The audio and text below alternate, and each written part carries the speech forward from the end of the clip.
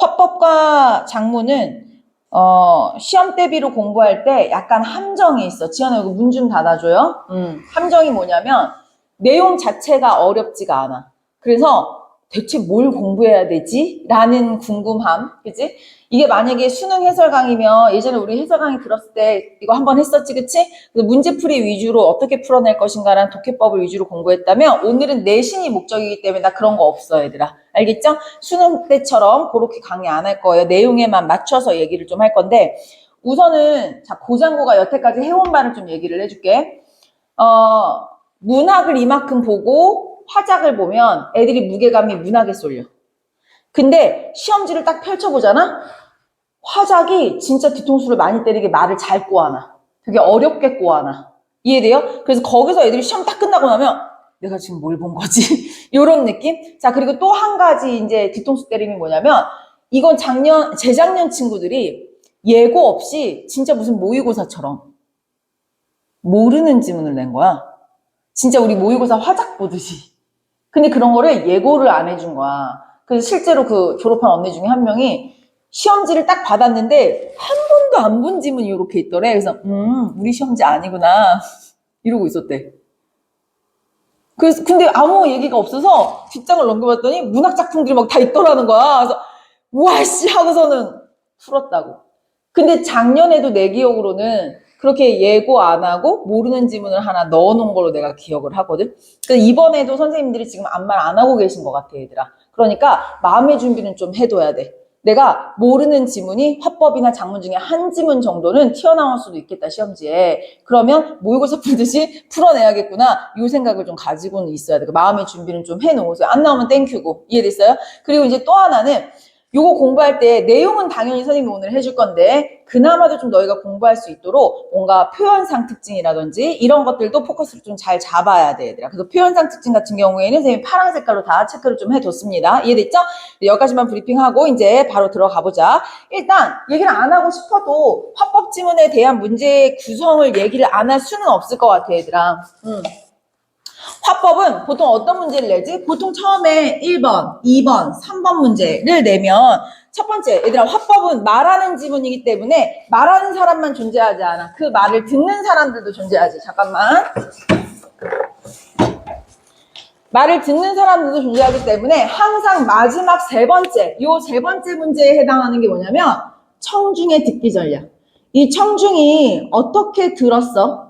요거를 이제 물어보고요.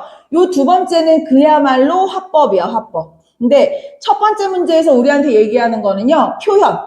이 사람이 표현을 어떻게 했어?를 물어봐. 근데 그 중에서 너희가 만약에 모르는 지문이 나오면 뭘 해야 되냐면 이 괄호 부분에 비언어적 표현, 언어적 표현 또는 준언어적 표현 이런 말들이 들어가 있을 확률이 높아. 1번 문제 선지를 말하는 거야, 얘들아. 다시 언어적 표현이 있고 준언어적 표현이 있고, 얘들아, 이 준언어적 표현은 다른 말로는 반언어적 표현이라고 얘기를 해요. 글씨가 점점 퇴화하는 것 같지 않니? 야, 진짜 나 쓰면서도 너무 놀랐어 지금. 자, 어쨌든 그리고 비언어적 표현이 있어, 얘들아. 근데 우리가 화법이라는 것 자체가 말하는 사람이 자기의 말을 막 잘 듣게 하기 위해서 여러 가지 수단을 쓰는 거기 때문에 요런 거를 썼는지 꼭 1번 문제에서 물어본단 말이야. 언어적 표현은요, 당연히 항상 음성에다가 플러스 내용이 들어간다고 보면 돼. 갑이나 조용히 해, 이렇게. 지금 어떻게 했어? 음성도 있었지, 갑이나 하고 음성 있었죠? 근데 조용히 해 라는 내용까지 들어갔단 말이야. 이해됐어요? 근데 준언어적 표현은 뭐냐면 약간 억양 같은 걸로 조정을 하는 거야. 그러니까 뭐는 여전히 존재하는 거야, 얘들아? 음성은 여전히 존재해. 그런데 내용은 굳이 들어가지 않아. 근데 소통이 되는 거야. 예를 들면은 야, 내가 이런 식으로 말을 하는데 얘를 화법쯤은 잠깐 볼게요. 이런 식으로. 이해됐어요? 내가 지금 갑이나 조용히 해라는 내용은 안 들어갔어. 근데 말을 하면서 억양을 막 이렇게 하면서 어때요? 좀 눈치를 줬지, 얘들아. 이해됐어요? 이렇게 음성은 들어갔지만 내용은 들어가지 않아. 이게 바로 준언어적 표현 또는 반언어적 표현. 둘 중에 하나 선지로 뭐가 나올지는 몰라요, 얘들아. 이해됐니? 보통은 억양 같은 걸로 좀 조정을 한다라고 생각하시면 됩니다. 비언어적 표현은 뭐냐? 있는 게 없어. 음성도 없고요. 내용도 없는 거야, 얘들아. 비언어적 표현은 약간 이런 거지. 이런 거. 이해됐어? 내가 갑이나 조용해. 음성도 안 들어가고 내용도 안 들어서 하지만 떠들고 있던 갑이는 어떻게 할까? 아, 지금 억울해 갑이니. 어떻게 할까? 갑자기 흠칫하겠지. 이해돼요? 또는 이런 거. 이런 거. 이런 거.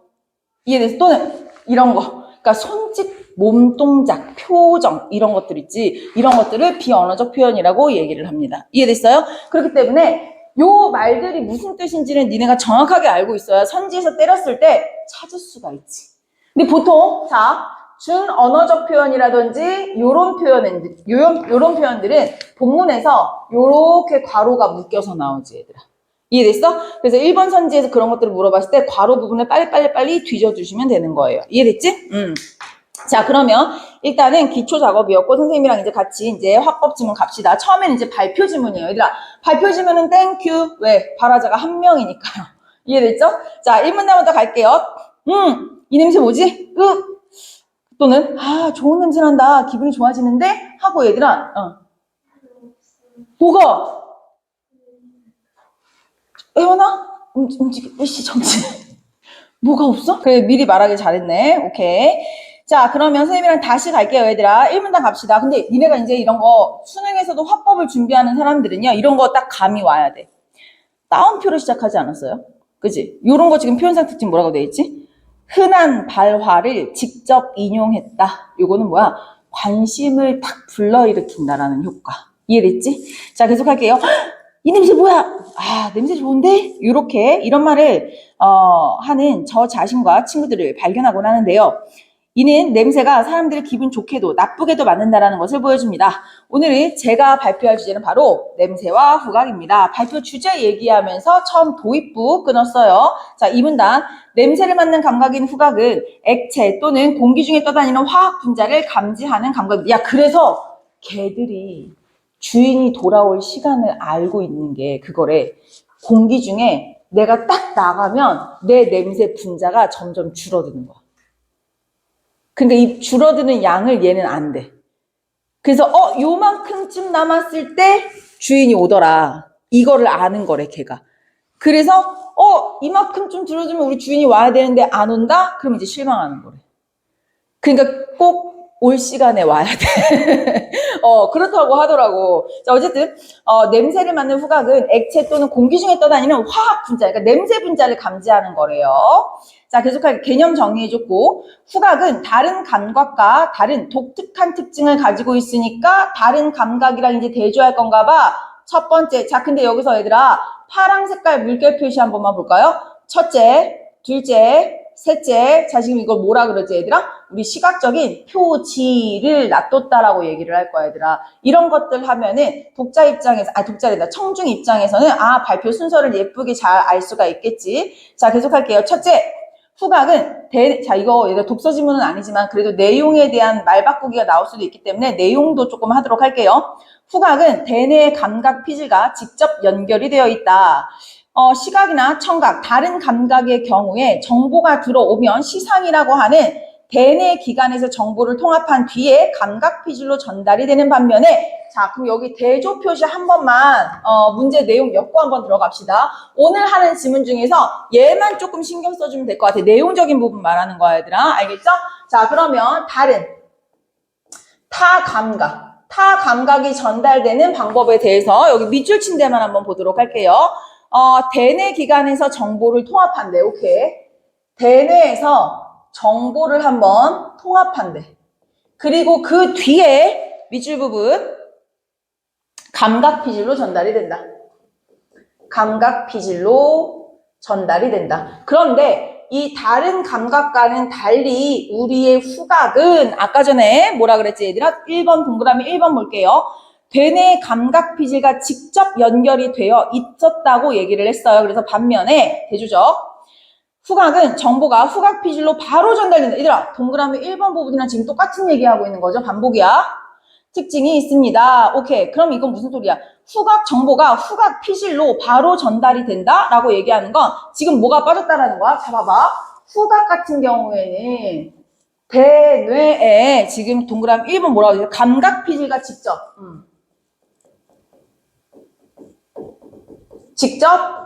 연결이 되어 있다. 이렇다라는 건 뭐냐면 앞에 봐요. 감각 피질로 전달하기 위해서 다른 감각 같은 경우에는 이것들을 거쳐야 돼. 근데 얘는 지금 뭐야? 이거 거칠 필요가 없다라고 얘기를 하는 거지. 이해됐어요? 그래서 요 차이점 하나 잡아주시고 계속 할게요. 둘째, 후각은 감정과 기억을 처리하는 뇌 부위에 직접적인 영향을 줍니다. 이는 후각 피질이 감정과 기억의 중추리 변연계에 인접해 있기 때문인데요. 자, 여기서부터 읽으면 조금 좋아요, 얘들아.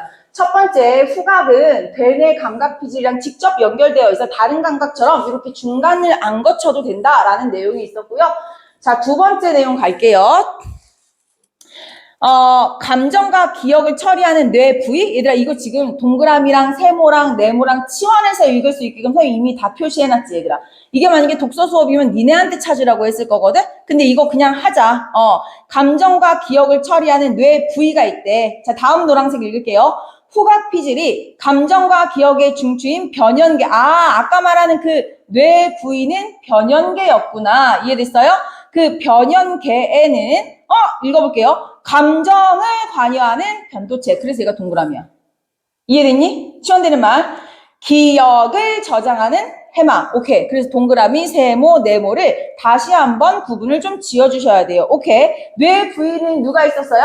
오케이. 변연계. 변연계 같은 경우에는 두 가지가 연결이 되어 있어요. 첫 번째, 감정과 기억인데요. 감정을 하는 편도체. 오케이. 편도체. 편도체에서는 뭐 한다고 얘들아? 감정. 자, 그 다음에 또 해마. 해마는 뭐 한다고 얘들아? 기억을 저장한다라는 것까지 이해됐나요, 얘들아? 그런데 아까 우리가 하고 싶은 말이 뭐야? 후각은요, 이 변연계 부위에 직접적인 영향을 준다. 오케이, 알았어. 앞에 봐. 요 후각은 이 변연계 부위에 어떻게 한다? 직접적으로 영향을 준다라고 얘기를 하는 거였네. 이해됐어? 그러니까 우리가 어떤 냄새를 맡을 때, 기분 좋아. 이해됐어? 또는 어떤 냄새를 맡을 때 우리 엄마가 끓여주던 된장찌개 기억을 떠올리는 거야, 얘들아. 나 예전에 이거 먹었었는데 어떤 식당을 갔을 때 엄마가 해준 거랑 똑같은 냄새나 이런 얘기하는 적 있었잖아요. 이런 거. 왜? 얘랑 직접 연결이 되어 있기 때문에 어떤 냄새만으로도 이런 것들을 연결 지을 수 있다라는 얘기를 하고 싶은 게 동그라미 2번이 되는 거예요. 이해됐어요? 자, 계속 읽어보겠습니다. 변연계는 감정 조절에 관여하는 편도체와 기억 저장에 중요한 해마를 포함하고 있습니다. 자, 예시가 된장찌개가 나왔네요, 얘들아. 자, 파란색 된장찌개, 향수 냄새, 이거 다 뭐예요, 얘들아? 오른쪽에 써있지. 구체적 사례를 제시함으로써 이해를 돕고 있다. 이해됐어요? 네. 자, 계속하겠습니다. 된장찌개 냄새를 맡으면 어렸을 때의 추억이나 애틋한 감정이 갑자기 소환되는 것을 들 수 있습니다. 자, 세 번째, 후각은 동일한 냄새를 지속적으로 노출하는 경우 감도가 감소한다. 후각 적응 현상이라고 얘기를 하네요. 자, 세 번째 가겠습니다. 후각 적응 현상. 뭐다? 지속적으로 노출이 되었을 때는 어떻다? 어떤 우리가 받아들이는 감각이 어떻다? 조금 낮아진다라고 얘기를 하는 거. 그치? 우리 다 어떤 화장실 딱 들어갈 때, 처음엔 이랬는데 너무 급해서 어쩔 수 없어 있으면 점점 그 냄새에 약간 너무 좋은 걸로 좀 예를 들고 그랬나? 요런 거 있잖아요. 이런 거야, 이런 거. 자, 그래서 그게 냄새가 없어진 게 아니지. 내가, 그거는 살짝 우리 후각의 생존 방식인 거야. 그치? 계속 예민하면 거기 있을 수 없거든. 자, 읽어보도록 할게요. 후각은 동일한 냄새에 지속적으로 노출되는 경우에 감도가 감소한다. 이거 할게요. 감각이라고 안 하고요. 나와 있는 말로 할까요? 감도가 감소한다 라고 바꿀게요. 후각 적응 현상을 보이는데 어떤 향수 냄새를 나도 향수 냄새라고 할걸. 아니, 화장실 향수 냄새를 처음 맡게 되면 강하게 느껴지지만 그 냄새에 지속적으로 노출되면 익숙해져서 거의 느끼지 못하게 되는 현상을 예로 들 수 있습니다. 이는 후각 수용체가 자극에 계속 노출이 되면 신경 신호 전달에 감소하고. 오케이, 알았어. 요게 왜 그러느냐? 이유가 나왔죠. 이렇게 되는 이유가 요 밑줄친 부분이었네. 후각 수용체였어요. 그리고 신경 신호의 전달이 감소한다. 이게 감도가 약해진다라는 건 다른 말로 뭐였구나? 신경 신호 전달이라는 말이랑 치환할 수 있었구나라는 거 우리가 알 수가 있겠죠. 얘들아, 이런 거 내가 지금 왜 하냐면 욕심 많은 선생님들이 가끔 독서 지문에 문제 내듯이 저런 거 갖다가 말장난 치실 수 있어요, 얘들아. 이해됐니? 예를 들면 이렇게 할 수 있지, 얘들아. 잘 봐. 노출이 지속되면은 이런 게 안 되는데 요걸로 말을 바꿔서 쓰는 거야. 이거를. 이해돼서? 근데 같은 말이니까 오케이를 할 수가 있어야지. 이해됐죠? 또는요, 순서를 이렇게 바꿔놓을 수도 있어. 순서 바꿔놓으면 맞아, 안 맞아? 이거 안 맞는 거지, 얘들아. 이해됐어요? 지속적으로 노출이 됐기 때문에 수용체가 직접적으로 계속 노출이 됐기 때문에 이게 낮아지는 거라고 생각을 하시면 되겠습니다. 냄새를 인식하는 능력이 감소한다? 얘들아, 냄새를 인식하는 능력이 감소한다는 건 뭐예요? 감도가 낮아진다라는 게 되겠죠? 그런데 이러한 후각 적응은 생존에 유리한 측면이 있고요. 다른 새로운 자극에 더 민감하게 반응할 수 있습니다. 오케이. 이런 후각 적응 현상의 장점이 나왔네요. 장점 첫 번째, 두 번째, 이건 뭐다? 생존에 유리해. 지독한 냄새가 있는데 거기에 계속 민감하게 반응하면 어떻게 돼? 거기 스트레스 받아서 정신병 걸릴 수도 있어. 생존할 수 있다라는 거. 두 번째, 다른 냄새에 어떻게 할 수 있다? 민감하게 반응할 수 있다라는 겁니다. 만약에 이런 거지. 내가 이 공간에도 무슨 냄새가 존재할 거야, 얘들아. 근데 이 냄새가 무슨 냄새마다 내가 계속 그걸 자극을 받고 있다면 갑자기 어디서 가스 냄새가 나. 이러면 어때? 둔감할 수 있어. 근데 이 냄새에 계속 적응이 되면 난 지금 여기 아무 냄새 안 나는 것 같거든. 너희도 그렇지 않아요? 근데 갑자기 여기서 가스 냄새가 난다고 생각해요. 그럼 어때? 우리 빨리 도망가야지. 이해됐어요? 요런 거. 그래서 이런 거에 장점이 있었다라는 것까지가 지금 이 문단이었습니다. 이해됐어요, 얘들아? 자, 그러면 다음 3문단으로 넘어갈게요. 한편 냄새는요. 자, 지금부터 또 독서지문처럼 나옵니다. 냄새는 첫 번째 사람에 따라, 두 번째 냄새 분자 구조에 따라 또는 농도에 따라 또는 경험이나 문화에 따라 다르게 감각되기도 합니다. 라고 해놓고 독서지문이랑 똑같아, 얘들아. 동그라미 1, 2, 3, 4 해놓고요. 지금부터 동그라미 1, 2, 3, 4에 대해 순서대로 얘기해 줄 거야. 밑에 초록색깔 현관표 봐요. 사람, 구조, 농도, 경험, 문화 보입니까, 순서? 네, 요거 그대로 진행이 되는 거야. 독서지문인 줄. 자, 계속할게요. 예를 들어서 땀에 포함된 냄새 분자는 사람에 따라 단냄새, 사양냄새, 오줌냄새 등으로 서로 다르게 느끼기도 하고 아예 그 냄새를 인식하지 못한다고 하기도 해요. 안타까운 경우죠. 자, 땀 냄새를 인지 못하면 어떡해. 진짜 그래요. 그뿐만 아니라 같은 냄새라고 해도 세기를 다르게 느끼는 경우도 있다고 합니다. 이는 특정 자극에 반응하는 후각 수용체의 발현 패턴이 사람마다 다르고 냄새 물질에 대한 민감성도 제각기 다르기 때문이다. 이와 관련해서 후각의 유전적 변이가 냄새 지각의 개인차를 설명하는 사실이 최근에 확인되었습니다. 까지가 괄호 부분이 동그라미 1번이라고 해주면 딱 좋겠다, 얘들아. 우리 거기다 동그라미 1번 해줄까? 괄호 부분 내가 해놓지 않았나요, 얘들아? 자, 사람에 따라 한 번만 정리하도록 할게요, 얘들아. 첫 번째, 다르게 느껴지기도 해. 첫 번째, 누구에 따라서? 사람에 따라서 다르게 느껴지기도 해. 근데 그 이유에 대해서 그 괄호 부분 밑줄 친 데 위주로 갈게요. 사람에 따라 후각 수용체 발현 패턴이 달라. 오케이. 후각 수용체의 발현 패턴이 사람마다 달라요. 얘들아, 그럼 이거랑 지금 바꿔 쓸 수 있는 말이 뭐냐면 후각 수용체 발현 패턴 바로 밑에 봐봐. 후각의 유전적 변이 있지. 그거랑 또 비슷한 거야. 자, 계속해서 읽어볼게요. 이 발현 패턴이 사람마다 다르고 냄새 물질에 대한 민감성도 다르다. 오케이, 알았어. 냄새에 대한 민감성도 사람마다 다르다. 맞아, 맞는 말이야. 우리도 어떤 똑같은 냄새가 나는데 누군가한테는 야, 나 여기 못 있겠어. 근데 어떤 친구는 난 괜찮은데? 난 참을 만한데? 이럴 수 있잖아요. 그쵸? 자, 계속 읽을게요. 이와 관련해서 후각의 유전적 변이가 냄새 지각의 개인차 민감도. 이해되니? 이렇게 말 지금 바꿔 쓸 수가 있겠죠. 후각의 유전적 변이. 이거 수용체 발현 패턴. 이해됐니? 네, 요렇게. 또한 분자식이 같더라도 3차원 구조가 다르면 분자 나왔고요. 구조 나왔고요. 이해되니? 근데 자, 여기서 어려운 말 하나 튀어나와요. 겁먹지 말아요. 입체 이성질체. 얘들아, 입체 이성질체. 이게 뭐야? 오케이, 할게요. 두 번째, 분자 구조에 따라서. 자, 분자 구조에 따라서 다른 건 뭐가 나왔어요? 입체 이성질체.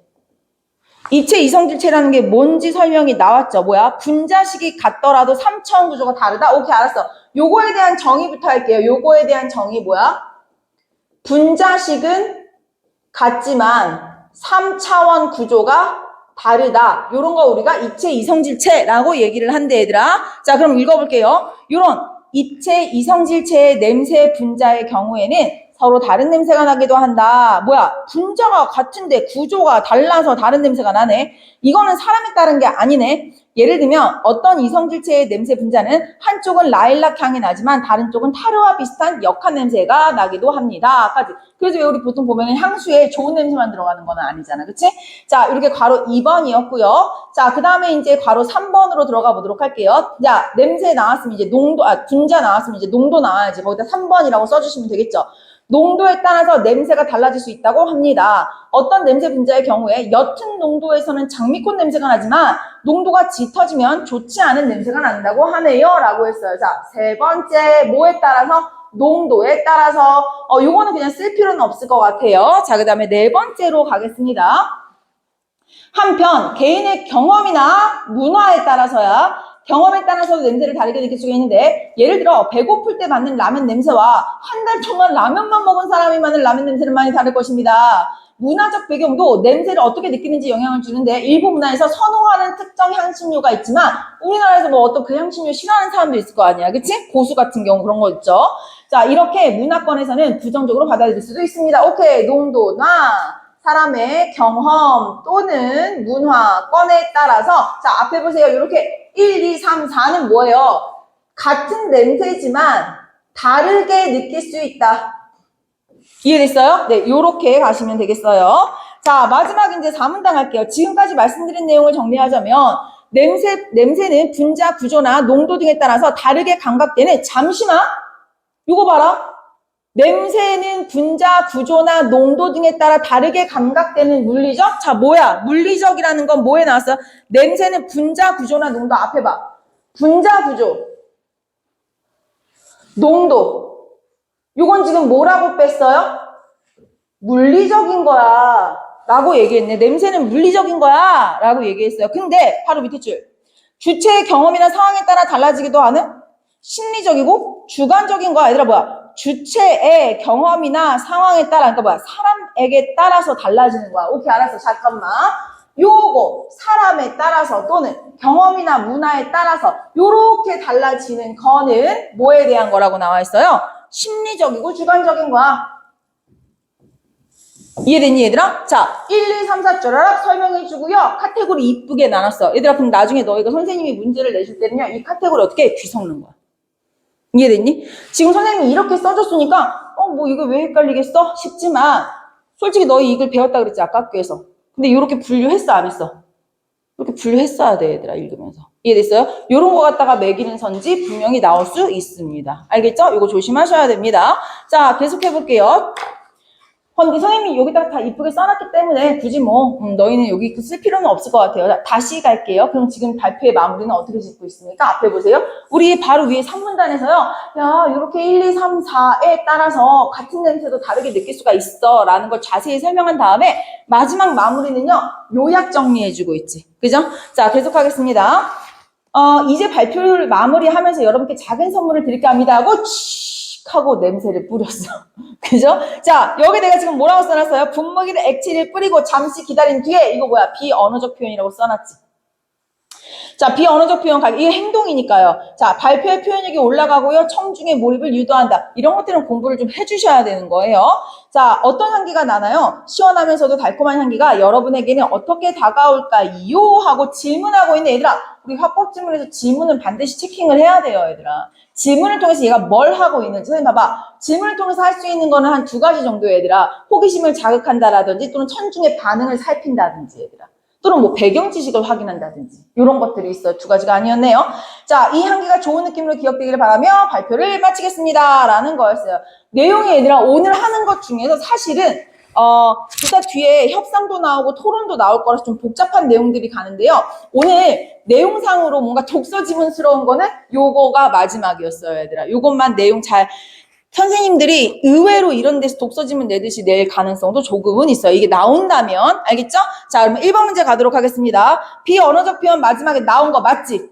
하지만 그걸 통해서 우리가 설득력을 강화하고 있지는 않아요. 이거는 뭔가 설득하는 글이 아니야, 일단 이 자체가. 그지 않아요? 그럼 설득력이 아닙니다. 자, 그 다음에 2번. 사례 제시하는 거. 아까 사례 뭐였지? 된장찌개라든지 향수 냄새라든지 그런 거 들었었죠? 자, 얘들아, 물결 표시인 건 뭡니까? 확인 안 해도 돼. 사례를 들었다라는 건 무조건 이해를 돕는다라는 당연한 쌍둥이 효과입니다. 자, 3번 갈게요. 배경 지식을 언급함으로 청중이 제기한 의문을, 야, 무슨 청중이 의문을 제기한 적이 없어요. 청중이 질문한 적이 없어요. 맞죠, 가연아? 괜찮니? 자, 4번 갈게요. 청중의 이해 여부를 점검하는 질문을 하면서 라고 얘들아, 청중의 이해 여부를 점검하는 것도 없었어요. 질문 같은 건 있었긴 했지만 마지막에 뭐 어떻게 다가올까요? 뭐 이런 거 있지만 이게 청중의 뭐 이해도를 점검하는 게 아니었죠. 자, 그 다음 첫 부분의 내용의 순서를 밝혔다 이런 것도 아니었습니다. 자, 그 다음에 2번 가도록 할게요, 얘들아. 자, 요런 사실은 선생님이 오늘 이게 만약에 내신 수업이 아니었다면 이 문제부터 한번 살펴봤을 거야. 이런 게 땡큐거든. 자, 2번 같은 경우에는요. 발표의 구성을 써놨어. 도입부, 전개부, 정리부라고 써놨거든요, 얘들아. 이런 거 읽으면 땡큐인 게 뭐냐면 자, 봐봐. 기억은 1문단이고요. 정리부는 당연히 4문단이야. 그 나머지 니은 파트는 뭡니까, 얘들아? 2문단과 3문단 되겠습니다. 이해됐니? 자, 근데 선생님이랑 같이 이제 답으로 그냥 바로 볼게요, 얘들아. 냄새 분자를 화학적으로 분석한 자료. 야, 앞에 봐봐.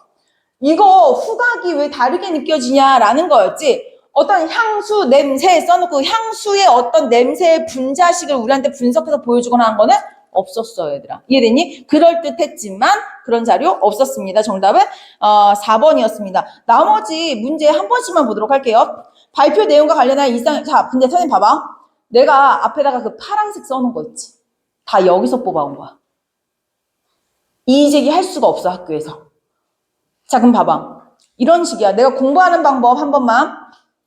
1번 이거 봐. 발표 내용과 관련한 일상에서 흔히 하는 발화를 인용해서 청중의 관심을 환기해야겠어. 내가 이 선지를 봤을 때 어떻게 필기한 거야? 앞으로 넘어가 봐. 이게 어디지? 하고 찾아봤더니 여기 따옴표 있는 부분이었네? 그래서 그 따옴표 있는 부분에 내가 뭐라고 써놨어? 일상 속 흔한 발화를 직접 인용해서 청중의 관심을 환기한다. 그 선지 복붙해 놓지 않았어요? 얘들아, 화법작문 내신 대비할 때 이렇게 공부하시면 자습서 만들어지는 거야. 어떻게 선생님이 필기 완성했는지 알겠니, 얘들아? 근데 너희 보고 이거 하라 그러면 너무 귀찮고 시간이 오래 걸리고 안 하는 친구도 생기고 빼먹는 것도 생기니까 내가 해드리는 거예요. 이해됐어요? 네. 자, 요런 식으로 필기되어 있기 때문에 사실 나머지 선지 내가 읽을 필요가 없습니다. 이해됐나요? 자, 그럼 마지막 문제 풀러가겠습니다. 3번 문제 갈게요. 3번 문제는요. 우리 청중의 듣기 전략이 나와 있어요, 얘들아. 청중의 듣기 전략이 문제 푸는 방법 빨리빨리 한 번만 할게요, 얘들아. 잘 봐. 이런 것도 알고 있으면 좋아. 학생이 냄새 기억을 소환하는 경험을 자주 하곤 했는데 이런 거에다가 밑줄 쳐야 돼. 뭐야, 이거 자기의 경험을 떠올리는 거잖아. 자기의 경험 떠올리면서 들었네? 발표 내용을 통해서 그 일을 알 수 있어서 좋았어. 오케이, 알았어. 뭔가 몰랐던 거를 깨달아서 긍정적인 반응을 보이고 있네? 자, 몰랐던 걸 알게 됨. 이렇게 쓰면 돼. 그런데 후각이 페로몬을 감지하여 의사소통을 한다고 페로몬 이거 없었던 얘긴데 후각의 다양한 기능이 궁금해지는 거에다가 밑줄 안 나온 내용 궁금해하고 있네? 인터넷을 찾아봐야겠어. 추가 탐색을 계획하고 있네? 까지. 이런 것들 다 찾아가면서 들어갈 수, 이게 다 하나하나가 선지로 나오는 거예요. 자, 그럼 우리 파란 색깔만 가겠습니다. 이런 거 읽었을 때 그냥 넘어가면 안 되지. 학생 1 읽었으면 빨리빨리 해야지. 운이 좋으면 여기서 답이 나오니까요. 자, 학생 1 가겠습니다. 파란색만 쫓아오세요. 학생 1은 언급되지 않은 정보 뭐야? 페로몬. 그죠? 언급되지 않은 정보에 대해 궁금해하고 있는 거 맞죠? 자, 4번 가겠습니다. 학생 1은 파란색만 따라와요. 추가적인 정보 탐색 뭐예요? 페로몬. 자, 학생 1은 알지 못했던 정보를 알게 된 것에 대해서 긍정적으로 평가하고 있다. 어딥니까? 냄새가 기억을 소환하는 경험을 했는데 왜 그랬는지 이제 알겠어. 왜 그랬어? 앞에 봐. 후각이 변연계에 직접 연결되어 있는데 이 변연계는요. 기억을 저장하는 해마가 있으니까. 이렇게 답변, 만약에 난 주관식 있으면 저런 거 주관식 내면 쓸 수 있을까, 애들? 쓸 수 있어야 돼. 내용이니까. 이해됐어요? 네, 요렇게. 근데 이 부분이 되게 복잡하게 서술이 돼 있기 때문에 요거 정도는 이따가 그 이문단 그 어디야? 이문단에 그 내가 동그라미 네모 세모 해모 부분 있죠? 요것만 이따가 좀 써놔 거기다가. 알겠죠? 자, 그러면 선생님이랑 같이 이제 학생 2로 넘어가겠습니다. 땀 냄새를 사람마다 다르게 느낄 수 있는 정보를 얻을 수 있어서 의미가 있어서, 아, 얘도요, 뭔가 긍정적인 평가를 하고 있네. 땀 냄새 왜에니까, 추가 정보 궁금해하네. 검색해봐야겠어. 학생이랑 되게 비슷하네. 그죠? 추가 계획 세우고 있죠? 학생 2 가겠습니다. 제시한 내용을 신뢰할 수 있는, 기분 나빠야 돼. 그치? 틀렸죠? 자, 4번 갈게요. 학생 2는요, 추가적인 정보 탐색하려고 하고 있는 거 맞고요. 자, 5번. 학생 2는요, 알지 못했던 정보를 알게 된 것에 대해서 긍정적으로 평가하는 거 맞았어. 아, 땀 냄새를 사람마다 다르게 느끼는구나. 좋았어. 이렇게.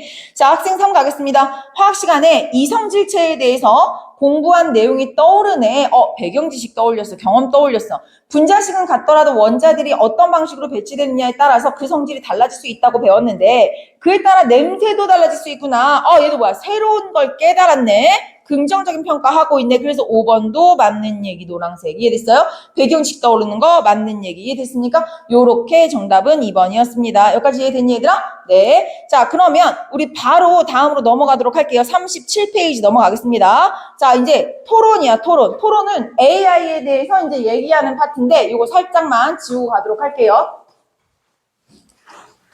현우 일시정지 한 번만 눌러줘요. 일시정지. 자, 우리 얘들아, 토론인데 이거 반대신문식 토론이거든. 일단 그 구조를 조금 알고 가자. 앞에 보세요. 토론은요, 일단 발화자가 이제 4명 정도가 나오는데 사회자 1명에 발화자 4명이 나올 거야. 그러니까 사회자 1명 나올 거고요. 찬성 측 2명, 반대 측 2명이 나올 거야. 근데 이거 지금 반대신문식 토론이거든. 반대신문식 토론은 뭐냐면 사회자가 원래는 정이 아니지. 전통 토론. 전통 방식의 토론은 한 명씩 입론을 한 뒤에 반론을 하고 이런 식인데 반대신문은 뭐냐면 앞에 봐봐. 여기서 찬성 1이 입론을 한번 하잖아. 그럼 여기 반대 측에서 바로 반대신문을 하는 거야. 근데 이 반대신문은 뭐냐면 이 입론에서 내가 깔 수 있는 걸 찾아서 까는 거야. 예를 들면 내용적인 모순이라든지 아니면 야 이거 너 신뢰할 수 있는 데서 뜯어온 거 맞아?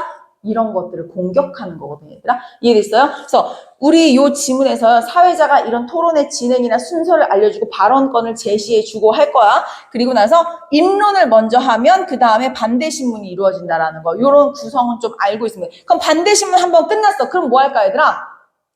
생각해봐. 그럼 이번엔 누가 입론한 차례야? 반대쪽에서 입론을 할 거야. 그럼 누가 반대신문 할까? 찬성 쪽에서 반대신문 할 거야, 얘들아. 그렇게 하면서 한번 끝나는 거야. 이해됐니? 네, 커다랗게 구성을 보면은 그런 구성을 가지고 있다라고 보시면 돼요. 사실 이렇게 발화자가 여러 명인 화법 지문이 우리한테는 더 어려운 거예요. 근데 늘 나오죠. 토론 아니면 협상. 이해됐지? 자, 선생님이랑 이제 같이 보도록 할 거예요. 사회자 가겠습니다. 사회자는 선생님이 사회자의 역할에다가 다 회색깔 칠해놨어요, 얘들아. 최근에 인간 고유의 영역이라고 믿었던 문화예술 분야에서 AI에 의한 창작 사례가 급증하고 있습니다. 이건 되게 나는 수특의 이런 점은 참 좋은 것 같아. 최근 이슈화되는 것들, 관심사들 이런 것들은 예쁘게 다 갖다가 지문화해서 넣어놓는 것 같아. 그런 거는 나이스. 고흐, 렘브란트의 화풍을 그대로 따라하는 AI 미술가가 등장하고 비틀즈 스타일로 작곡을 하는 AI도 등장했습니다. 자, 여기 동그라미 부분 내가 파란 색깔 뭐라고 써놨니? 논제와 관련된 다양한 사례를 제시했어요. 그러니까 예술의 그냥 한 분야가 아니라 야, 미술하는 AI도 있고 음악하는 AI도 있어 하면서 야, 이거 논의해야 될 것 같아. 논의의 필요성을 부각하고 있습니다. 어떤 AI 화가가 그린 미술작품이 경매에서 이렇게 판매되기도 했으며 AI에게 이렇게 많이 근현대 미술작품을 학습시켜서 만든 영상 설치 작품이 뉴욕 현대미술관에 전시됐다는 소식도 들려옵니다. 이처럼 창의력과 상상력을 필요로 하는 분야에서 AI가 두각을 나타내는데요. 그래서 오늘은 AI도 예술가로 인정해야 한다라는 논제로 토론, 얘들아 뭐야? 논제 제시해줬고요. 먼저 찬성 측의 입론이 있겠습니다 하고 순서 제시해줬어요. 그러니까 사회자의 역할은요 3가지였어요. 첫 번째, 논제의 배경을 제시해줘. 배경이 뭐야? 요즘 AI 갖다가 논란이 많아. 이런 배경을 제시해줬고요. 자, 2번째, 논제 제시해줬고요. 3번째, 순서 제시해줬어요. 이해됐니? 자, 그러면 찬성 1의 입론 가겠습니다. 예술의 어원을 보면, 자, 어원을 따라 따지고 듣네. 예와 술은 과제를 능숙하게 해결할 수 있는 실행 방도로서의 기술이라는 의미가 들어있습니다. 또한 예술에 해당하는 고대 그리스어, 테크네, 라틴어의 뭐, 독일어의 뭐, 프랑스어의 뭐, 도 일반적으로 일정한 과제를 해결해낼 수 있는 숙련된 능력에다가 밑줄. 숙련된 능력 또는 활동으로서의 기술, 기술에다가 밑줄. 기술을 의미하였던 말로 수공 또는 효용적인 기술의 의미를 포괄한 말이었습니다. 예술을 이렇게 본다면 숙련된 기술을 구사할 수 있는 존재로 AI만한 존재는 없습니다. 야, 이거 인간이 못 따라가 이러면. 그렇지 않니? 자, 그러면 오케이. 찬성축 인론 갈게요. 우리 지금 논제가 뭐였어요? AI는 예술가인가? 이것도 정리 이쁘게 할게. 얘들아, 너희 이거 오늘 넉넉히 들으면 안 돼? 나 니네한테 이거 내용 정리 시킬 거야. 알겠죠? 네. 그래서 우리 송천 애들은 독서 지문하잖아. 수업 끝나면 내가 지우기 전에 재빠르게 사진. 내가 지우기 전에. 자, 볼게요. 논제라는 건 뭐였어요? AI도 예술가일까? 인정해줘야 될까? 이거. 자, 첫 번째 찬성조. 야, 어원을 보면, 가연이 바빠졌어. 아니야, 이거 이따가 사진 찍으면 되니까 지금 막 바쁘게 움직이지 않아도 돼요. 들어요. 능숙하게 해결할 수 있는 실행 방도로서의 기술이래. 오케이. 찬성 1번이 말하기 예술이란 기술이다. 예술이란 기술이다를 뭐를 근거로 통해서 얘기했지 얘들아? 요거에 대한 근거는요. 여러 나라의 어원을 근거로 들어서 저렇게 주장했네. 이해됐죠? 자, 노란색 읽을게요. 예술을 이렇게 본다면 숙련된 기술을 구사할 수 있는 존재로 AI가 짱이야. 또한 인공신경만 구조를 지닌 어떤 AI는 이렇게 많은 화가가 그린 이렇게 많은 작품을 학습한 후에 자신이 필요하다고 느낀 방식을 사용해서 다른 어떤 유파에도 속하지 않은 에다가 밑줄. 다른 어떤 유파에도 속하지 않은 에다가 밑줄. 는 그림을 그려낸다고 합니다. 이 AI는 다른 작품에서 사용한 기법, 스타일을 똑같이 모방하지 않도록 프로그래밍 되어 있기 때문에 기존에 존재하는 그림들과 각 그림의 스타일 분류 정보를 학습 데이터로 사용해서 새로운 예술 스타일을 창조해냅니다. 그야말로 독창적인 작품. 오케이. 다른 거 건드렸어.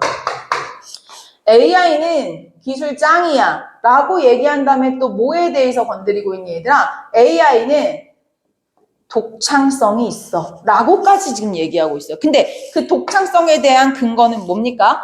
여러 가지를 학습했기 때문에 또 모방하지 않도록 프로그래밍 되어 있기 때문이다 라고 얘기했어요. 자, 요거에 대한 근거 가도록 할게요 얘들아. 모방하지 않도록 프로그래밍 되어 있어. 자, 그 다음에 또 하나 뭐예요? 많은 데이터를 뭐 했어요? 학습해서 그거 따라하지 않을 수 있어. 이해됐니? 자, 계속할게요. 한편 논문에 따르면 그림을 구별하는 실험에서 참가자들이 사람이 그린 것과 인공지능이 생성한 그림을 야, 근데 우리도 이거 다 경험하지. 요즘 무슨 뭐 유튜브 쇼츠 뭐 이런 거 영상 보면은 나는 처음에 내가 그거 구분을 할 수 있는 사람이라고 생각했어. 아, 다 똑같구나? 그건 진짜 어떻게 하냐. 그러니까 기술의 속도를 이 인간의 법이 못 따라가는 게 맞아. 지금 그치? 큰일 났어. 구별을 못한대. 이때 뉴욕 경매에서는 AI가 창작한 그림이 최초로 경매에 나와서 고가에 낙찰되는 일도 있었대요. 이 작품은 프랑스 연구자들이 개발한 AI 화가 오비어스가 그린 것으로 그림의 오른쪽 아래에는 화가의 설명 대신에 생성 알고리즘이 적혀있대. 오비어스는 14세기에서 20세기의 서양 화가 이만큼을 데이터베이스로 해서 이미지를 분석하고 초상화 구성 요소를 학습한 뒤에 창작을 해냈어. 오케이. 자, 세 번째. AI는 왜 예술가인가? 라고 얘기했는데요. 사람이 그린 것과 AI가 그린 것은 구별이 안 된다. 즉, 똑같다라는 얘기를 하고 싶은 거야. 이렇게 할까? 사람의 작품과 AI의 작품을 사람들이 구별하지 못했다. 똑같다라고 얘기한 거야. 그러니까 구별하지 못했다라는 거는 AI 예술가로 봐야 되는 거 아니야? 라고 생각하는 거지. 자, 그거에 대한 또 근거가 뭐가 나왔어요, 얘들아? 최근에 AI 화가의 그림이 고가에 낙찰되었다라는 내용까지 있었습니다. 자, 그러면 이어서 반대 신문해 줘. 자, 지금부터 너희가 긴장을 빡 때려야 돼. 자, 앞에 봐요. 찬성 1을 내가 왜 이렇게 이쁘게 정리했겠니? 지금 반대 신문 하는 애들이 요거를 다 듣다가 저기서 첫 번째, 두 번째, 세 번째에서 뭘 깔까를 생각해야 되는 거야. 뭘 까는지 내가 한번 보자, 얘들아. 자, 볼게요. 반대, 자, 이거 얘들아, 선생님이 색깔을 노란색, 노란색, 분홍색, 초록색 썼잖아요. 요 쓴 거에 맞는 거 까는 때 같은 색깔 쓴 거야, 얘들아. 이해됐지? 이처럼 AI가 만든 작품이 지닌 기술의 숙련도, 독창성, 그리고 뛰어난 작품성을 볼 때는요, AI도 예술가로 인정해야 합니다. 자, 반대 신문해주세요. 라고 얘기했네요. 근데요, AI가 그림을 그리기 전에 학습한 데이터들은 인간이 제공하는 거 아닌가요? 그렇다면 AI는 창작의 보조 도구인 거고 창작자는 인간 아닌가요? 라고 까고 있어요. 얘들아 지금 뭐를 까고 있지? 앞에 보세요. 처음에 깐 건 독창성을 깠지. 자, 지금부터 우리가 반대신문. 반대신문은 지금 반대 누가 했어요? 2번이 했습니다, 얘들아. 알겠죠? 이것도 우리를 짜치게 하는 것 중에 하나야, 얘들아. 선지에서 찬성 1의 인론에 대해서 반대신문에서 반대 2가 이런 식으로 나온단 말이야. 그 숫자를 붙여서 공격해. 미치고 팔짝 뛰는 거거든요. 이거 구조화 시켜놔야 돼, 머릿속에. 오케이. 찬성 1의 인론에 대해서는 반대 2가 깠다, 얘들아. 알겠죠? 그래서 옛날에 우리 1, 2, 1, 1 뭐 이런 식으로 외웠었던데 혹시 기억날라나? 오케이. 자, 어쨌든 반대신문에 처음에 이거 까고 있었어, 얘들아. 독창성 깠어. 왜? 야, 이거 데이터 학습하는 거 누가 준 거야?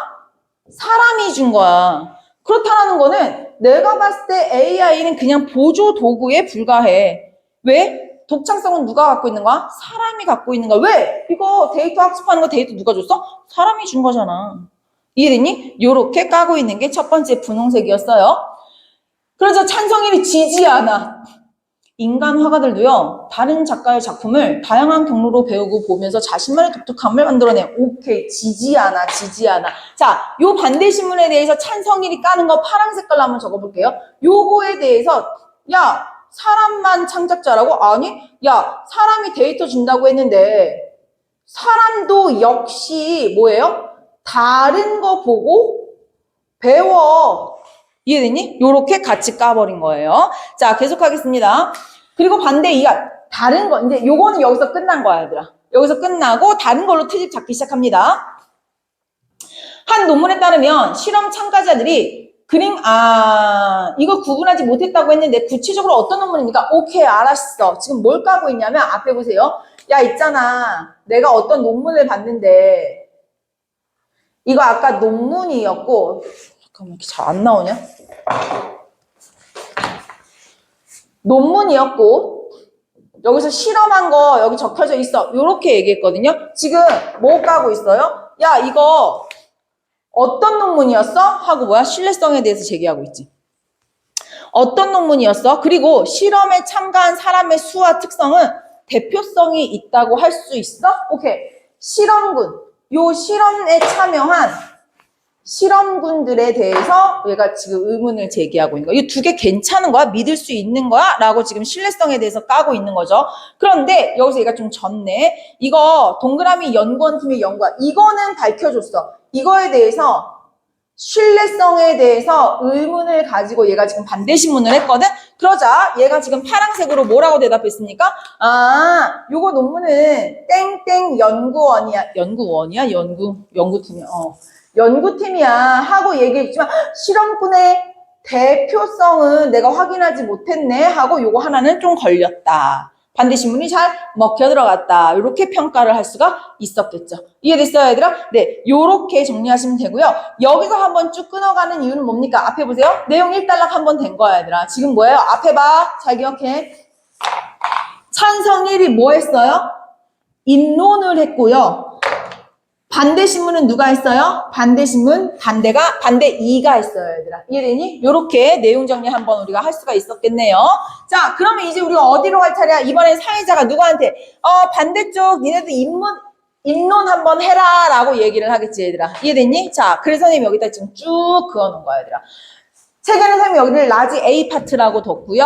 자, 그 다음에 여기서부터는 라지 B 파트로 지금 한 템포 이제 끊어 가시는 거예요. 이해됐니?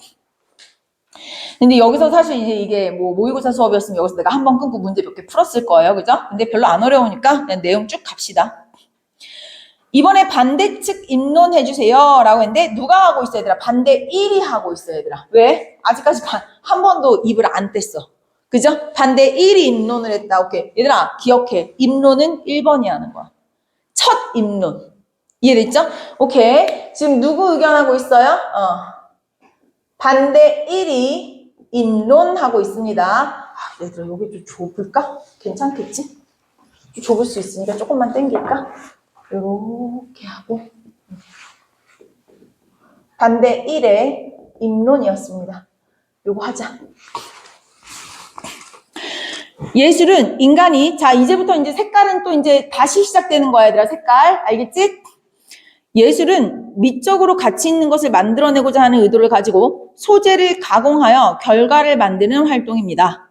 한 철학가는 예술미는 인간의 정신에 의해서 창조됐고 자연의 언어와 달리 예술의 언어는 인간에게 의미 있는 말을 거는 요구가 많은 언어이면서도 인간의 마음을 구속하지 않고 오히려 인식 능력의 놀이를 위해 자유의 놀이 공간을 열어놓는다고 말했습니다. 이처럼 예술은 미적으로 가치 있는 것들을 만들기 위한 인간의 의도가 반영. 얘들아 여기 너무 중요하다. 여기 밑줄 한 번만 쳐볼까 얘들아? 예술은 미적으로 가치 있는 것을 만들기 위한 인간의 의도 반영된 것에다가 밑줄 한번 딱 쳐봐. 그렇기에 예술은요 인간의 인식을 고양시켜서 사람들에게 감동을 주는 얘들아 인간의 인식을 고양시켜 사람들에게 감동을 주는 활동에다가 밑줄 쳐봐. 요거 너무 마음에 들어서 요거 한 번만 쓸게요. 오케이. 입론에서 요렇게 얘기했네. 첫 번째 예술이라는 건 얘는 그랬지. 야 예술은 기술이야 라고 얘기했거든요. 근데 얘는 지금 다르게 얘기하고 있어. 야 예술은 뭐냐면 사람이 뭔가 밑줄 나한테는 밑줄이 안 쳐져 있어가지고 미적으로 가치 있는 것을 만들기 위해서 미적 가치를 만들기 위해서 사람의 의도가 반영된 거야. 맞지 않아? 앞에 봐. 내가 이 예술 작품이라고 한번 생각을 해봐. 내가 이거를 미적 가치라고 해서 다 아름다운 것만은 아니야. 너희에게 웃음을 주고 싶어. 웃음을 주고 싶어서 좀 이렇게 수업해도 되나? 배를 더 나오게 하고 싶어. 이거 뭐야? 이거의 가치를 표현하기 위해서 나 너희한테 즐거움을 주고 싶어라는 사람의 의도가 반영된 거야. 이해됐어요? 하지만 뭐 얘기하고 싶은 거야? AI는 그런 의도를 반영하지 않아. 얘 왜 이렇게 더러워진 거니? 좀 닦아주고 싶지 않아? 자, 볼게요, 얘들아. 이거 미적 가치를 끌어올리기 위해서 사람의 의도를 반영한 게 바로 예술이야. 근데 이런 예술가의 작품을 보면 사람들이 인식이 고양되고 감동을 느끼는 거야. 오케이, 알았어. 미적 가치를 올리기 위해서 사람의 의도, 사람이라는 건 뭐야? 예술가겠지. 예술가의 의도가 반영된 게 바로 예술이야. 그래서 우리 작품의 수용자들은 인식이 고양되고 감동을 느낄 수 있는 거야. 여기다 좋게 잘했네. 이해됐어요? 요런 게 바로 예술이야 라고 얘기했어요. 이러한 예술의 정의로 볼 때 AI가 딥러닝을 통해서 아직까지 존재하지 않았던 작품을 만들어낸다고 해도 뭐야? 독창성 있는 것처럼 보여도 이는 계산과 학습이야. 이게 의도가 반영된 거라고 볼 수 없어 라고 말을 바꿀 수 있겠지. 미적 가치 있는 결과물을 만들고자 하는 주체의 의도가 없기 때문에 인정할 수 없어. 오케이, 알았어요. 자, 볼게요. 야, 예술이라는 거는 포인트가 여기였네. 사람의 의도를 반영해야 예술이라고 얘기할 수 있는데 내가 봤을 때 AI는 계산이고 학습된 거지 의도가 반영된 게 아니야. 그렇기 때문에 AI는 예술가가 아니야 라고 얘기를 하는 거. 이해됐어? 이게 첫 번째 포인트. 자, 그 다음에 AI는 도구이지 예술가가 아닙니다. 자, 두 번째 가고 있어요. 자, 오케이, 알았어. AI는 not 예술가. AI는 equal 그냥 도구야. 이해됐니? 예를 들면 이런 거지. 내가 이런 건 똑같은 거야. 내가 뭔가 그림을 그리고 싶어. 너희에게 아름다움을 느끼게 하는 봄날의 아름다움을 느끼게 하는 그림을 그리고 싶어. 내 의도가 반영됐어. 나는 예술가니까. 이해됐어요? 자, 근데 손이 없네? 예를 들어서 이해됐어요? 그걸 뭐야? 내 생각을 반영시켜서 프로그래밍해서 AI가 대신 그려줄 수가 있겠지. 이해됐어요?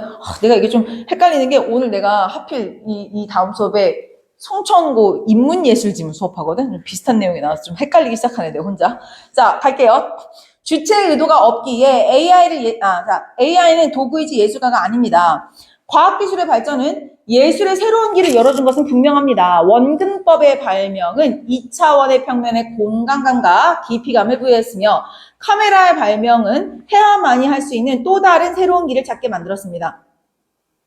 다시 말하자면 과학기술의 발전은 예술의 국면과 영역을 확장시키거나 변화시키는 역할을 하는 것이지 그 자체가 예술을 하는 건 아닙니다. 그러니까 너희 선생님 봐봐. 야, AI가 지금 예술이야? 라는 걸로 우리가 지금 싸우고 있는 거잖아. 근데 너희 다시 말할게. 과학기술이 예술가야? 라고 싸우지는 않지 않아? 그렇게 얘기하는 거야. 과학기술 갖다가는 안 싸우면서 왜 AI 갖다가 싸우는 거야? 지금 이렇게 하는 거지. 그냥 AI도 그냥 과학기술의 하나일 뿐이야 라고 얘기하는 거. 이해됐니? 자, 계속할게요. 인간의 명령과 학습 시스템에 의해서 생성된 것으로 AI의 작품의 기술적 완성도를 AI는 작품의 독창성이 아니라 기술적 완성도를 높여주는 역할을 하는 것 뿐입니다. 라고. 그러니까 AI는 예술가 아니고 보다 도구다 라고 얘기하는 거야. 오케이, 알았어. 도구라고 얘기하는 이유가 뭡니까? 여기에 대한 근거 뭐예요? 얘는 그냥 과학, 기술의 발전이다. 그냥 기술력을 높여주는 것 뿐이다 라고 얘기를 했어요. 그게 초록색. 자, 그 다음에 이제 나머지 분홍색 가겠습니다. 예술은 창작자가 겪은 경험과 이를 통해서 발생한 감정 그리고 사회적 맥락을 반영하는 활동입니다. 오케이. 자, 세 번째가 나왔어. 얘가 길다. 자, 예술이라는 게 뭔지 아니? 자, 사람이 경험 그리고 감정 경험한 것을 토대로 해서 감정을 느끼고 사회적 맥락 안에서 그게 형성이 되는 게 바로 예술이야 라고 얘기했어. 그럼 얘들아 깔 수 있는 거 뻔하지. AI는 경험해 본 적이 없잖아. AI가 벚꽃 보러 여행 간 적 있어? 연애해 본 적 있어, 지연아? 이렇게 되는 거지. 이해됐어요? AI는 인간적인 경험을 겪지 않으며 감정을 느낄 수 없기에 자기의 고유한 힘과 개성에 입각해서 자기의 힘이 아니야. 새로운 것을 내놓는 독창성, 창의성을 가질 수 없습니다. 앞에 보세요. 자, 요거지. 요거를 통해서 얘기하는 거 뭐야? 사람은 경험과 감정을 느껴야 되는데 AI는 경험도 못 느껴봤어. 감정도 못 느껴봤어. 그렇기 때문에 AI는 독창성이라든지 창의성 맞아? 창의성이라든지 이런 거 없어. 그러니까 AI는 창의성, 독창성 없기 때문에 예술가 아니야 라고 얘기하는 게 바로 분홍색. 이어서 반대 신문 해주시오. 자, 그럼 내가 이제 빨간색 들어야겠는데, 자, 반대 신문은 누가 하는지 봅시다, 얘들아. 아직까지 얘기 한 번도, 아니네. 얘기 한 번도 안 한 애가 아니고, 찬성 1번이 하네. 찬성 1이 바쁘네, 아주. 찬성 1이 깝니다. 그래서 내가 아까 그랬지. 1, 2, 1, 1. 요 순서대로 가는 거 맞지, 지금? 이게 세대의 힘이 이렇게 큽니다. 찬성 1이 반대 신문을 합니다. 빨간색 좀 잘 나오는 걸로 골라볼까요? 좀 낫네. 반대신문 찬성 1위. 지금부터 이제 어디를 까는지 한번 볼까요? 인간 예술가들도 다른 예술 작품을 학습합니다. 그렇다면 AI가 학습을 통해서 작품을 창작한다고 하더라도 예술가가 될 수 있지 않을까요? 라고 얘기했어. 앞에 봐. 아까 그거 갖고 왔네. 요거. 이해됐지? 요거 누구의 의견이었지? 찬성 1의 의견이었거든요. 요거 그대로 갖고 와서 뭐라고 했어? 이거 AI가 학습한 거기 때문에 안 된다고? 아니야. 사람도 다른 사람 거 학습해서 독창성 있어 라고 얘기했거든요. 그런데 여기서 지지 않아요? 찬성 1이 뭐라고 갑니까? 아니 내 말은 학습한 거 뭐라고 하는 게 아니라 이게 없다고 라고 깠지 지금. 이해됐니? 자, 다시 노란색 정리합시다. 인간 예술가들도 다른 작품을 학습해요. 근데 왜 그거 갖다가 뭐라고 해요? 했더니 반대 1위. 아니 의도가 없잖아. 의도가. 이해됐니? 어디 가는지? 자, 그러면 찬성 1위 이제 다른 것 갑니다. 자, 창의력 있잖아.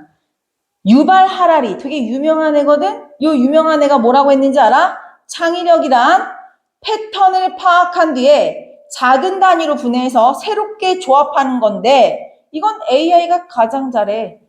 이에 따르면 예술의 조건으로서 독창성, 창의성은 AI가 잘하는 거 아니야? 라고 얘기했거든요. 그러면 요거 한 번만 정리하고 갈게요. 찬성일이 지금 뭐 했냐면은 이거 지금 까고 있는 거예요. 야, AI가 독창성, 창의성 없다 그랬어? 내가 아는 유발 하라리. 이 되게 유명한 사람이거든요. 요 유명한 사람이 하는 걸 인용했죠. 인용함으로써 뭐라고 했어요? AI가 가장 독창적이고 창의적인 사람이라고, 창의적, 사람이라고 하면 안 되지. 내가 아는 요 유명한 사람은요, AI야말로 이거 완전 대빵이라고 얘기했어! 라고 얘기하는 거거든. 거기에 대해서 이제 반대 일이 뭐라고 하나 보자. 창작자의 내면의 고뇌가 창의적으로 표현된 작품을 통해서 감상자를 감동시키는 데 있는 게 바로 예술의 가치야. AI는 구체적이고 직접적인 경험이 불가능하다니까. 그래서 경험에서 발생하는 감정을 이해할 수가 없어. 그냥 데이터를 분석하고 생성하는 알고리즘에 의해서 만든 결과물을 산출한 것뿐이야 라고 얘기하는 거지. 지금 뭘 까고 있는 거냐면 패턴을 파악한 뒤에 작은 단위로 분해해서 새롭게 조직하는 거? 이거 다른 사람과의 교류나 경험을 통해 안 거 아니고 데이터 학습을 통해서 안 거라니까?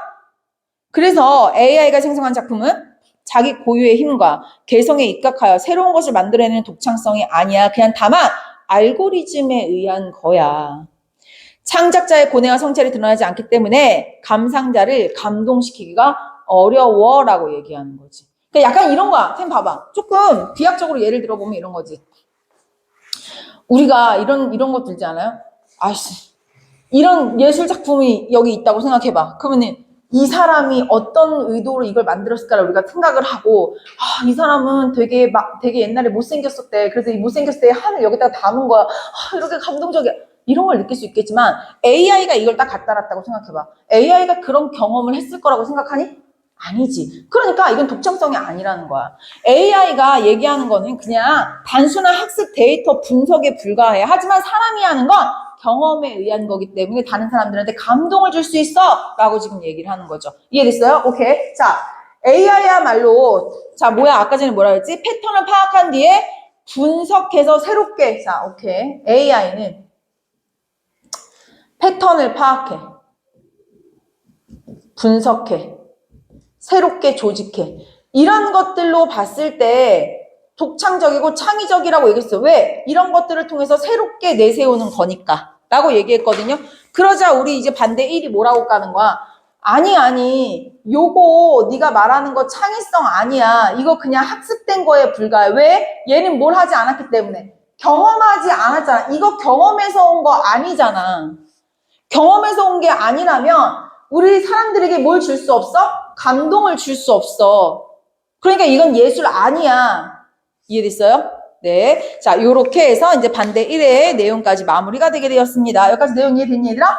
자, 그러면 내용 자체는 이해했기 때문에 문제 풀러 빨리 가보도록 할게요. 자, 라지 A에 대한 풀이였습니다. 라지 A에 대한 풀이 어렵지 않아요, 얘들아. 맞는 거 하나도 없고요. 논제와 관련된 다양한 사례들 뭐였습니까, 얘들아? 동그라미들이었죠. AI 미술가, 그리고 작곡하는 AI, 그죠? 논의의 필요성을 부각하고 있다. 이거 내가 필기 다 들어가 있습니다. 자, 그 다음에 5번 갈게요. 오케이. 예술가란 무엇인가가 쟁점 1이었어요, 얘들아. 앞에 봐. 쟁점 1이 뭐였지? 여기였네. 색깔을, 우리 다른 색깔이 있으면 좋겠다. 우리 이렇게 해볼까? 찐찐하게 쓸까? 여기가 쟁점 1. 글씨 괜찮은 거지?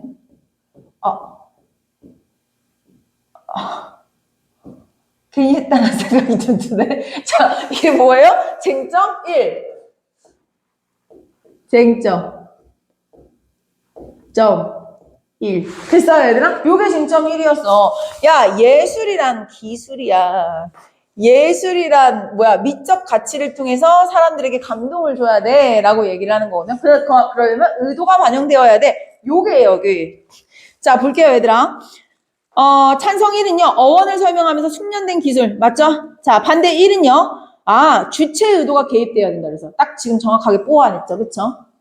자, 그 다음에 쟁점 2 가겠습니다. 이렇게 쓰는데 시간 오래 걸리는데 이거밖에 안 했네? 자, 쟁점 2. 야, 독창성, 창의성은 대체 뭐냐라고 얘기를 하는 부분이었네요. 독창성, 창의성. 이게 쟁점이었네요. 이게 쟁점이. 그죠? 이게 쟁점 2번. 독창성은 뭐예요? 요거 따라하지 않는다라는 거. 여기서 지금 요런 거. 요런 게 지금 쟁점 2번이 되겠죠. 자, 계속해 볼게요. 근데 이게 좀 겹쳐. 감정이 반드시 반영되어야 되는가? 이것도 겹쳐. 그래서 색깔 같게 해놓은 겁니다. 분홍 색깔로. 3번 가겠습니다. 쟁점 2와 관련해서 인간의 작품과 AI의 구별 실험을 사례로 들어서 AI가 만든 작품은 잠깐만 있어봐. 앞에 봐요. 독창성 있던데 이건 지금 쟁점 2였지. 독창성이 있느냐 없느냐. 이해됐어요? 근데 여기에 있는 거는 독창성이 있느냐 없느냐가 아니지 않았어? 야, 이거 다른 화가들 거 쫓아하지 않아. 되게 독창적인 작품이야. 모방하지 않거든. 이건 독창성에 대한 얘기가 맞거든. 근데 여기 지금 봐봐. 사람이 한 작품이랑 AI가 한 작품이랑 구별하지 못하더라. 이렇게 얘기하고 있지 않아요? 구별하지 못하더라 라고 얘기하는 거는요. AI도 그만큼 지금 예술가로서 인정을 해주는 시대가 된 거야 라는 얘기를 하는 거지 독창성 부분에 대한 얘기를 하는 게 아니라고 얘들아. 이해됐어요? 그러니까 지금 선생님 본문의 색깔도요. 독창성 부분은 분홍색이었고요. 요 부분은 선생님 본문에 초록색으로 해놨었거든. 그러니까 지금 여기 지금 3번 선지가요. 분홍색이면 분홍색, 초록색이면 초록색 한 가지 색깔만 나와야 되는데 지금 초록색과 분홍색을 엮어서 지금 한 문장으로 만들어놨단 말이야. 이해됐니 얘들아? 자, 요거는요. AI의 독창성을 보여주는 사례가 아니지. 이건 어떤 걸 보여주는 사례야? 야, AI의 수준도 우리 예술가라고 칭할 수 있는 만큼의 수준으로 올라왔어 라고 얘기하는 사례지 독창성을 보여주는 사례는 아니었다라는 거죠. 그래서 정답은 3번이 틀렸다라는 겁니다. 자, 나머지 반대 1은요. 쟁점 2, 그러니까 독창성과 관련해서 아유 경험을 받아. 오케이 알았어. 여기서 아까 얘기했잖아. 이거 새롭다 그랬어? 아니 이거는 그냥 패턴 파악하는 거고 내가 봤을 때는 경험을 안 했기 때문에 이거는 독창성이라고 얘기할 수 없어 라고 얘기를 하는 거였죠. 자, 그 다음에 5번 갈게요. 쟁점 3. 반드시 감정이 반영되어야 되는가? 라고 얘기했는데요. 그치? 감정을 이해할 수 없기 때문에 감상자의 감동을 주는 예술적 가치를 기대하기는 어려워. AI는 예술가가 아니야. 라고 얘기하는 거 괜찮습니다. 자, 그럼 이제 마지막 문제로 가도록 할게요. 6번 문제 가겠습니다. 반대 신문은, 자, 이게 이제 우리의 머리를 이제 터지게 하는 거야. 근데 얘들아, 간단해. 요거 머릿속에 잘 정리해놔야 돼. 찬성 1의 입론을 반대 신문 2가 얘기를 했고요. 반대 1의 입론에 대해서 찬성 1이 저기에 지금 반대 신문 했죠. 이거를 섞어놓는 걸 진짜 잘하는 거지. 얘들아, 정답으로 바로 가기 전에요. 틀린 거부터 그냥 순서대로 다 할게요. 반대 2는 반대 신문 단계에서, 그럼 얘들아, 어딜 봐야 돼? 자, 라지 A고 라지 B였어. 지금 여기서 말을 이렇게 하잖아? 반대 2는 반대 신문 단계에서 라고 얘기했지. 그럼 라지 A를 봐야 되는 거지, 그치? 이해됐어요? 어디를 봐야 되는 건지를 빠르게 판단을 해야 돼. 반대 2가 말을 많이 하잖아. 자, 반대 2는요. 반대 신문 단계에서 찬성 1이 입론에서 언급한 AI가 창작한 작품이 독창적이라는 견해가 지닌 공정성에 대해서 공정성에 대해서 깐 적이 없어요. 공정성은 깐 적이 없고 그냥 입론이 타당한지를 물어봤지. 뭐야? 앞에 봐요. 독창성에 대해서 이 반대 신문이 빨간색 쫓아와야 되는 거지. 그치? 빨간색은 뭐에 대해서 뭐라고 한 거야? 야, 이거 독창적인 거, 이거 데이터, 이거 사람이 한 건데 이거 독창적이라고 할 수 있어? 라고 얘기하는 거는요.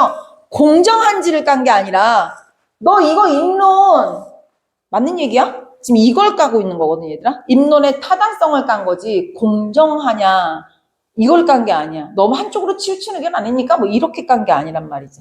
자, 그 다음에 우리 2번 갈게요. 찬성 1은 반대 2의 반대 신문에 대해서 답변하는 과정에서 얘들아 앞에 봐. 지금 이거 어디 봐야 돼? 칠판에서 라지 A야 아니면 B야? 찬성 1이 반대 신문 2에 답변하는 과정이면 여기 봐야 되지. 오른쪽. 여기 니네한테 오른쪽이 아니네요. 내 위주로 말할게요. 여기에서 얘들아 무슨 색 봐야 돼? 검은색, 빨간색, 파란색 어디 봐야 돼? 반대 신문에 대해서 답변하는 거야. 파란색 봐야 돼. 그러니까 어디를 봐야 되는지 빨리빨리 판단을 해야 된단 말이야.